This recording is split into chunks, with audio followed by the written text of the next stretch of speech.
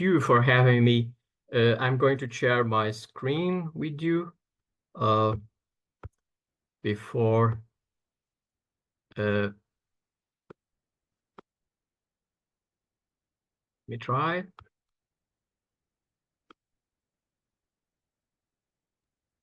Okay. Yes, it's good. Okay. Thank you. So, Thank you. can you see it or not? Yeah. Okay. Thank you. Yes. Thank you.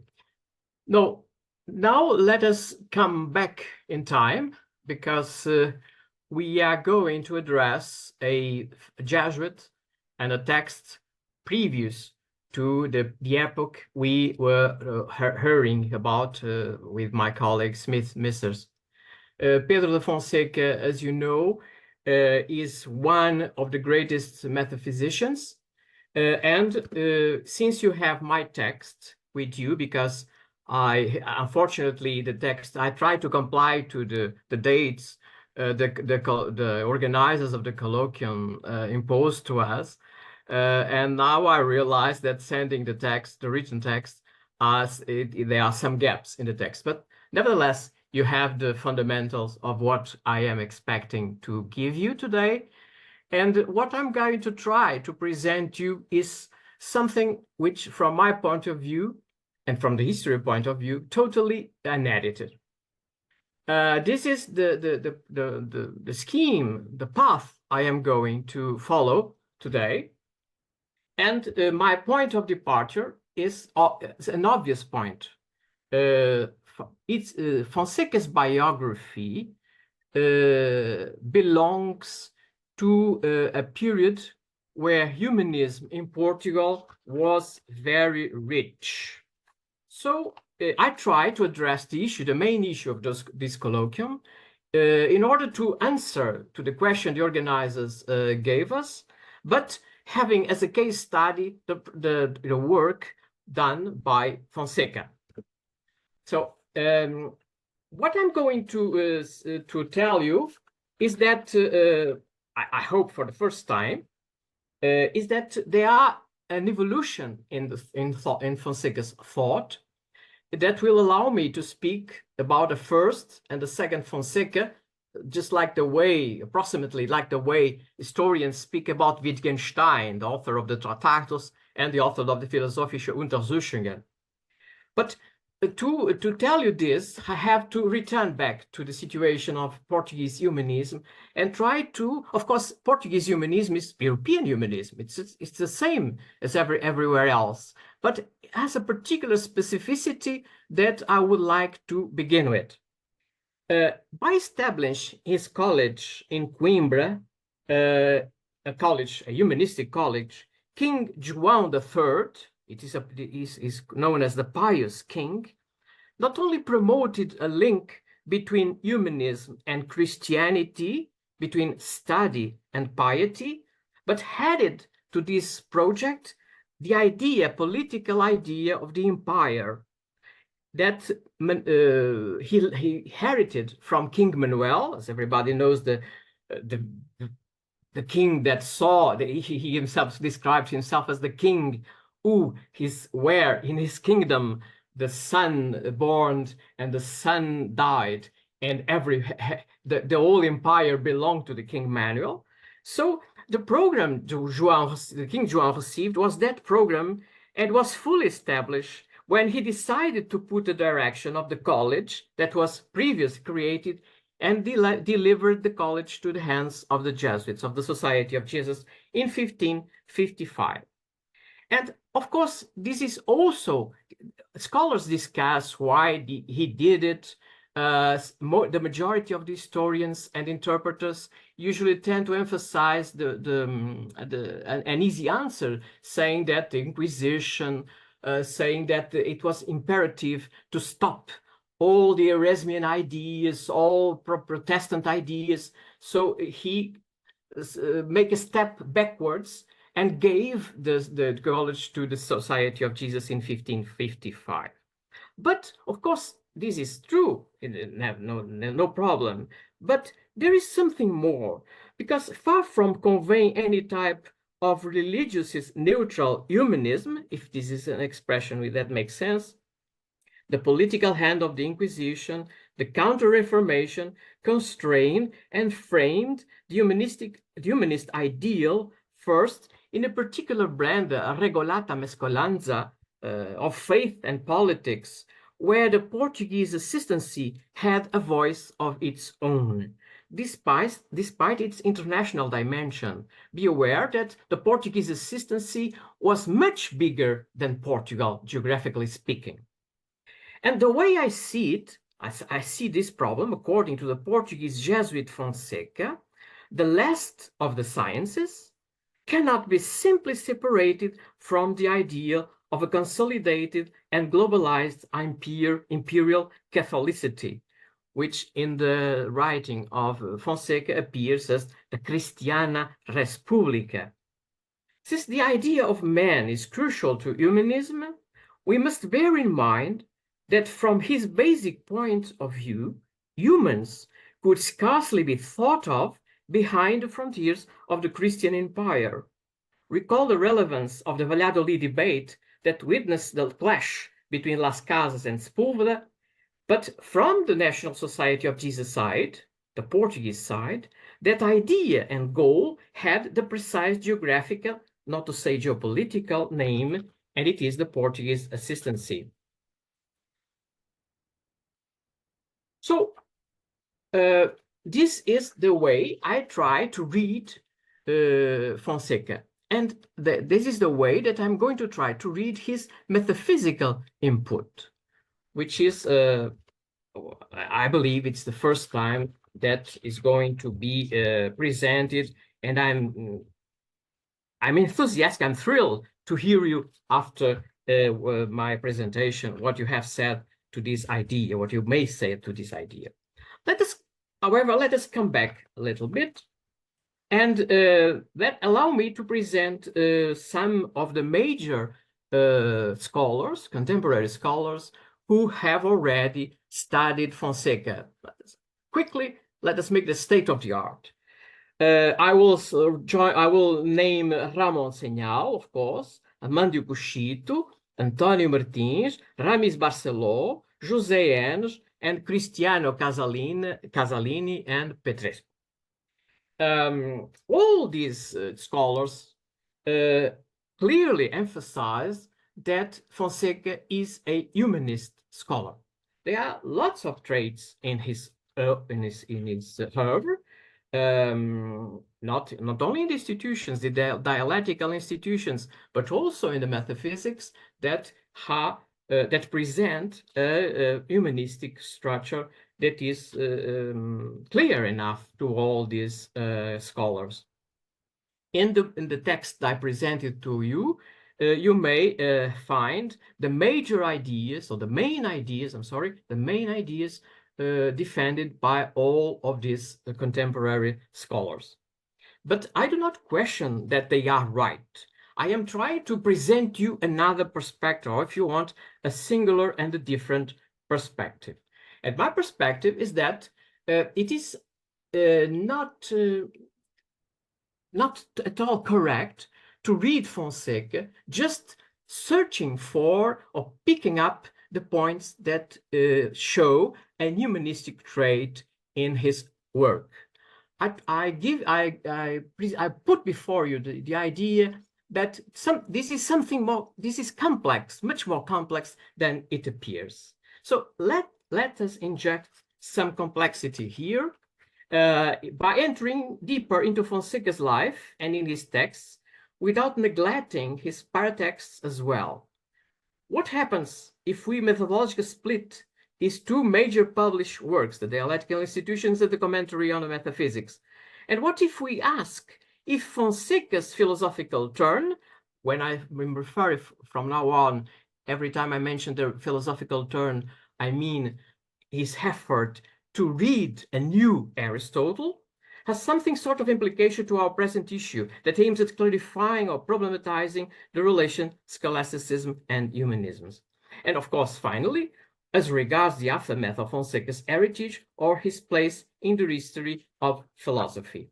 So allow me to start with the obvious. Both his works, the main works, the institutions, and the commentary serve the three goals that were that had been object of criticism by the humanists, the Portuguese humanists. And so Fonseca tries to criticize the way philosophy was being done. Second, to write in good Latin. And third, to promote the urgent turn, being it methodological, epistemological, or anything else. If one wishes to detect another relevant humanistic trait in the institutions, its very definition of logic immediately stands up. And it is original according to the majority of some, or at least some of his interpreters. I give you, for instance, the example of the reading by Casalini that sustains that Fonseca reacted humanistically following the philosophical authority of Aristotle, while often leaning on Cicero and other favorites like Plato, Varro, and Quintilian to introducing the students to the quasi-art of discussing. My point, since I tend to read this as something much more complex, I would like to, and much more larger in its dimension, since it aims at politics as well, is to simply acknowledge that put Cicero or Plato against Aristotle is a very simplified notion and a very simplified methodology. I do not want to be unfair, but to quote in the same sentences Cicero and Plato, please, the most servile rhetoric and the deepest speculation is not a sign of a truly creative era in the history of philosophy. So let us come to the dialectical institutions. What you have in your screen is something that, from my point of view, nobody has yet perceived. Because when Fonseca tried to read a new Aristotle, because his superiors gave him the order to create a philosophical course, but then he had already an experience in teaching philosophy, and he wrote the dialectical institutions and he published it. But what really is the dialectical institutions? You see that from his point of view, and he was very clear on that, the dialectical institutions would serve as a propedeutic to the organon. So in the first semester of the first year, he advised the students and the teachers to read the dialectical institutions, not Aristotle. And the second semester, the students and the teachers finally would have the opportunity of reading categories, the interpretazione and the analytics, the first analytics.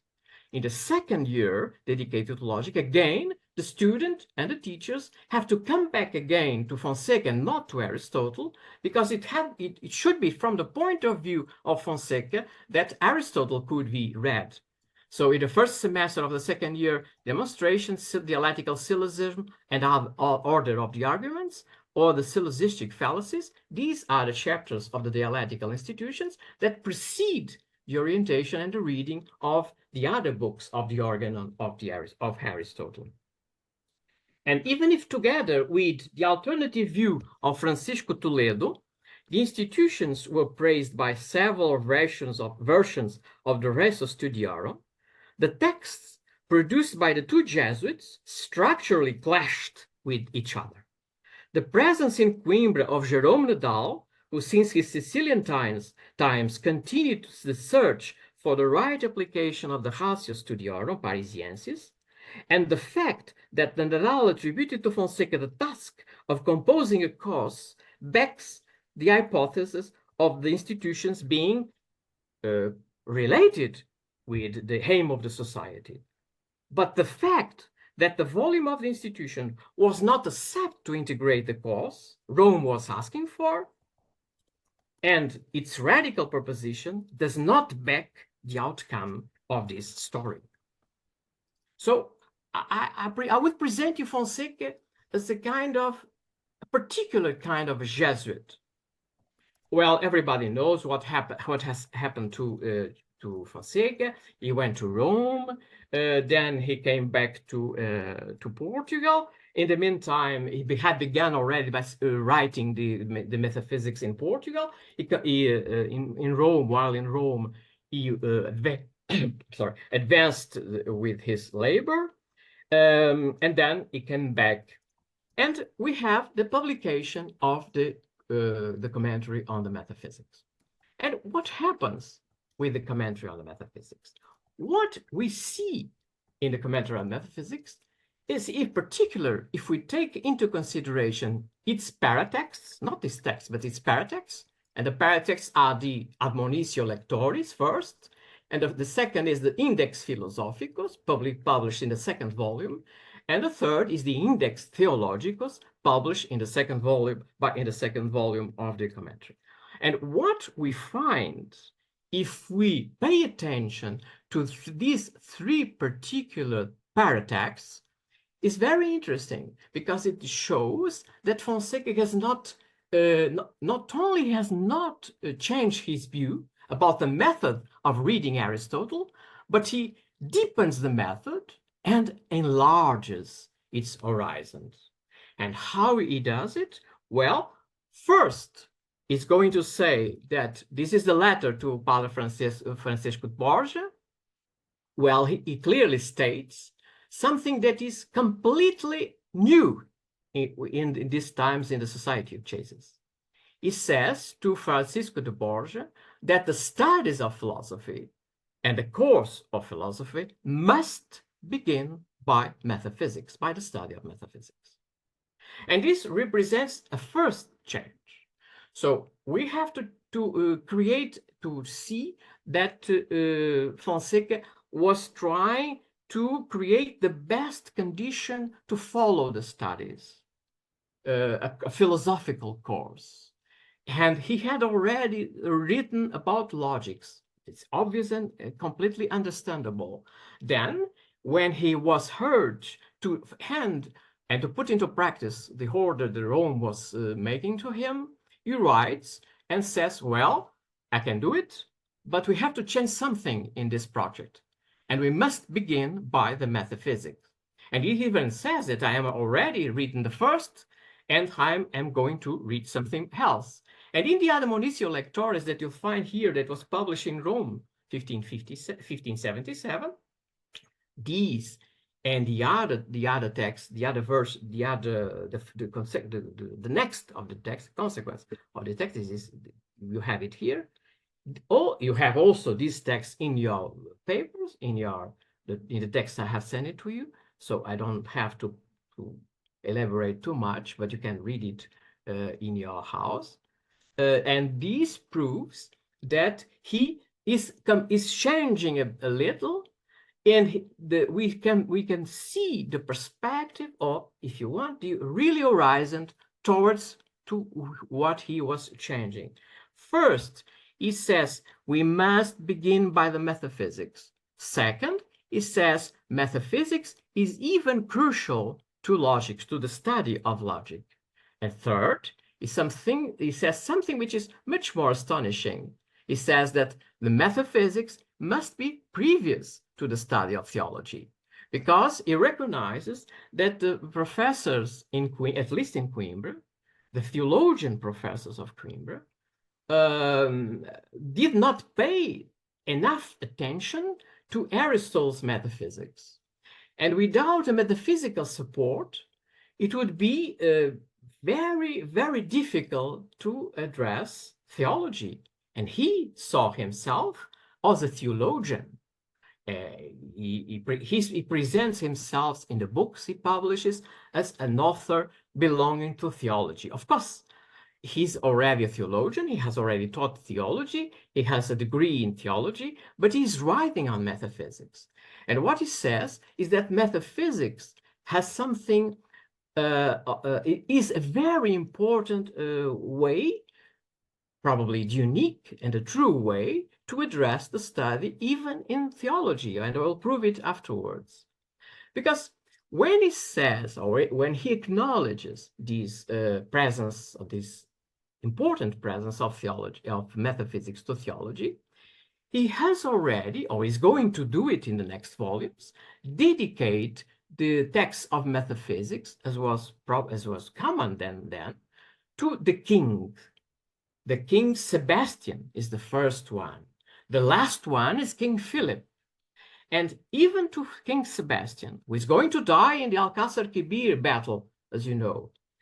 And King Philip, he says, he puts in order the same idea.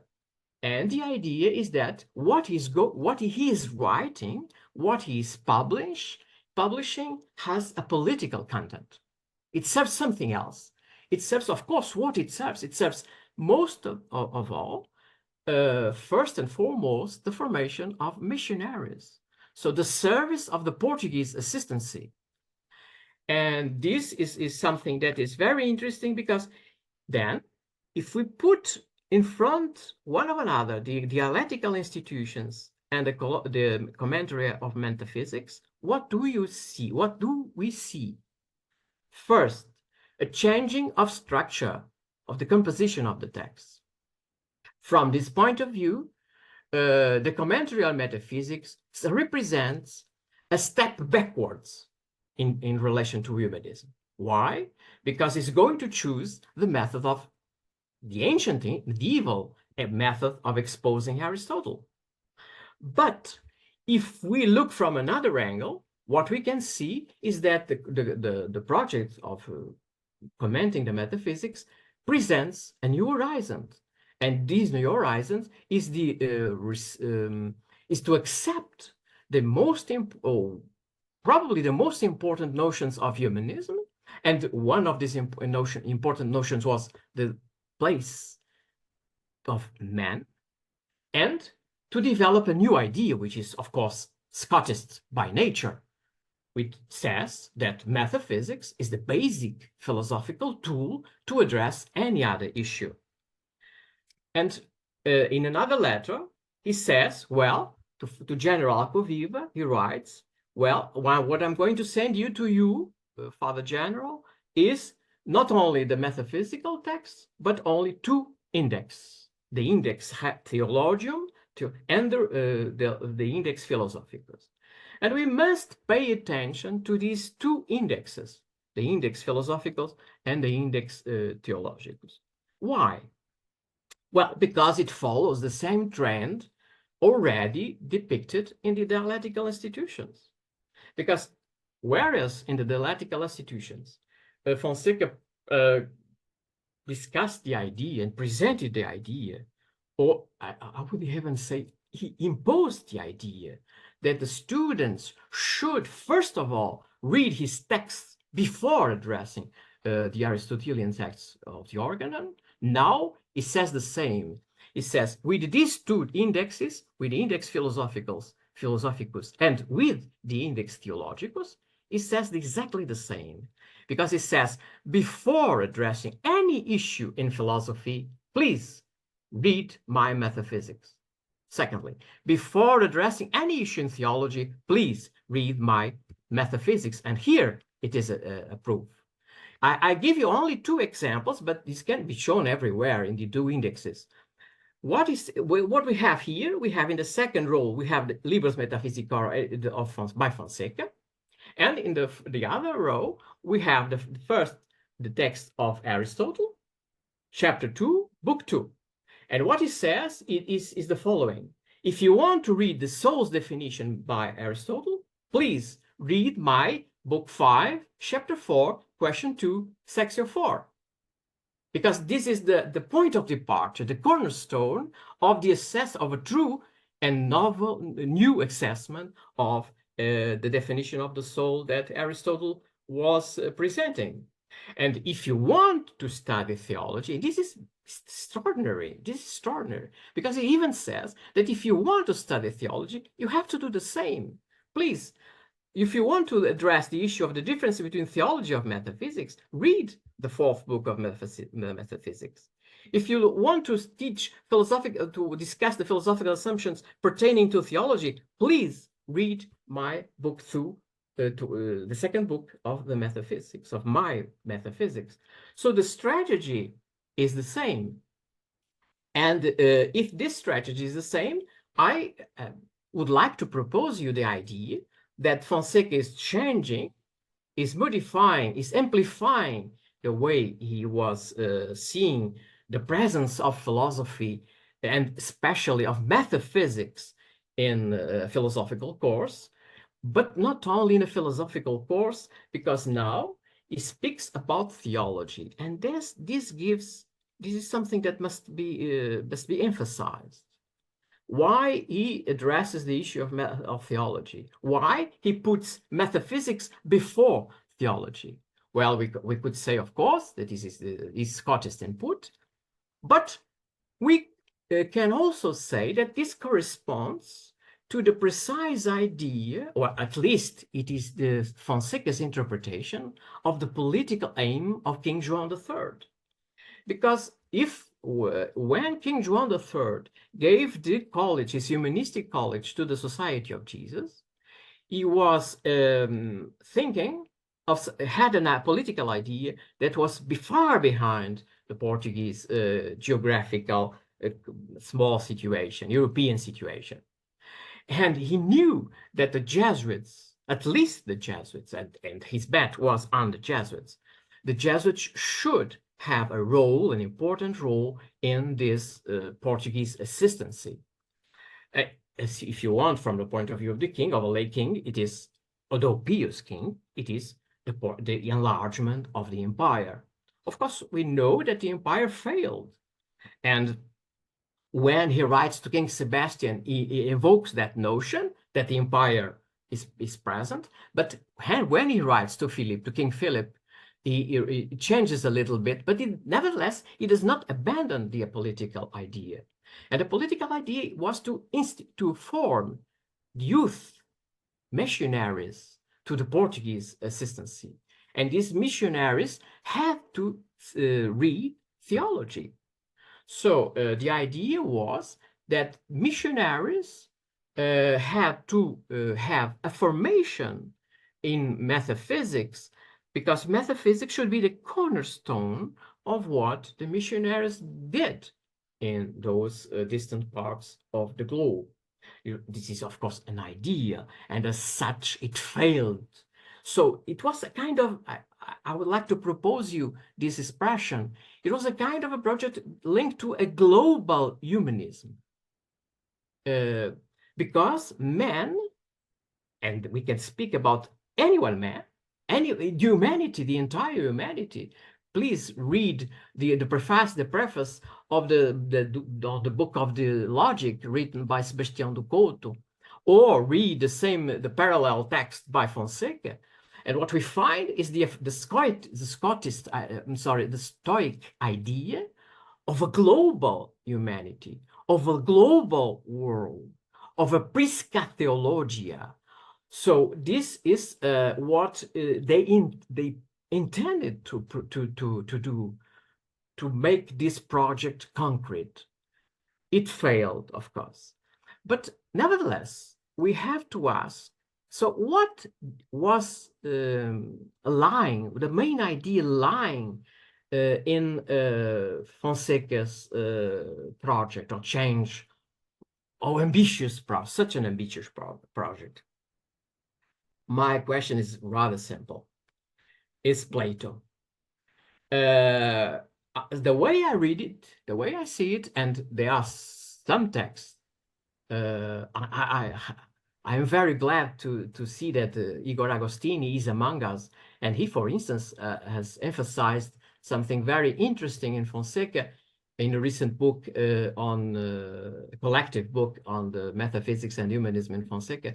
He has emphasized the presence of Platonism in Fonseca. Yes, and Fonseca links the idea of the Respublica Christiana with Plato, of course, again with Cicero, but mostly with Plato. So when, and he says something which is much more extraordinary. He says, of course, we are reading Aristotle, but Plato is much more important in regarding theological issues. So this new reading of Aristotle, with this focus on a political project or a political project is something that is quite its proximity with the Platonic idea. Well, it's only the laws, or if you want, a republic, as methodological speaking, is the way to apply this extraordinary text of Plato in the Republic 368 CD, where Socrates says, of course, we have to find a new method of approach. And the best method to approach an issue, for instance, and now I would say in the Fonseca's language, the best way to approach the issue of metaphysics is to find a larger perspective. And this larger perspective is not only political in its saying, it's not only methodological in its changing, because it does not fit with the course that the society viewed or aimed for the Jesuits. Note that Fonseca was never connected with the course, because he tried to write it, he tried to contribute it, but with this effort, with this kind of perspective, no one in the Society of Jesus could allow him to write the Jesuit course. And in reality, what he does is this. I think, I'm reading Socrates, I think I'm translating the Greek text. I think we should employ the method of search that we should use if we, with not every conviction, we're bidden to read small letters, but from a distance. So we must amplify. And this amplification is the bet on Plato as the best way to reach theology. Of course, at this point, theology is no longer the science that theologians do. Theology is the way or the perspective that Fonseca uses to address metaphysics. So this is my conclusion. I will finish. I would like to connect Fonseca with João III and his political humanism aim, and as interpreted by Fonseca, to speak about an Iberian perspective. So from the point of view of the Iberian perspective, we have two very interesting authors, which is Fonseca, of course, and Soares, two major metaphysics, but two completely different metaphysics. Because the way I see it, Soares points to a legal political issue. The Legibus that he writes in Portugal has this ambition, whereas Fonseca has not this ambition. So I would put before you, and I am keen to hear what you think about this idea of a global political humanism that could not but only be impossible. Thank you very much.